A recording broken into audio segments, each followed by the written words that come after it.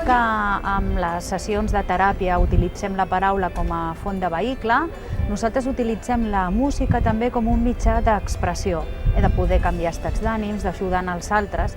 Llavors és un procés, igual que amb una altra teràpia, és un procés terapèutic, però molt diferent al que és el llenguatge parlat, sinó a través d'un llenguatge no verbal, un llenguatge simbòlic, com és la música. El que veiem és que quan nosaltres apliquem totes les tècniques de música, el pacient s'obre molt més, explica allò que li està passant, entra com més endins del seu cervell, del seu interior, dels seus sentiments, de les seves emocions, i això és una facultat molt important, per això diem que la música és terapèutica, perquè mou tota la part de les emocions. Són malalts generalment que els hi queden 15 dies de vida, i llavors és com deixar un testament musical del que els hi està passant, del que volen expressar i el que volen sentir.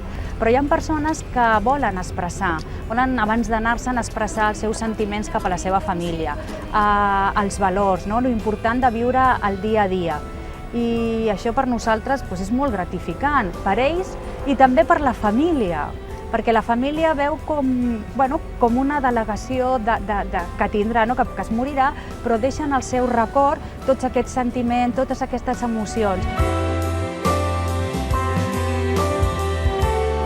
Recollim moltes variables que després analitzem i arribem a la conclusió de que, bàsicament, i per no allargar-me, l'ansietat i la depressió disminueix extraordinàriament. Ho hem demostrat sobre les escales de benestar, és a dir, la persona té una sensació d'estar més còmode, més relaxat, i després sobre les escales d'ansietat i de depressió.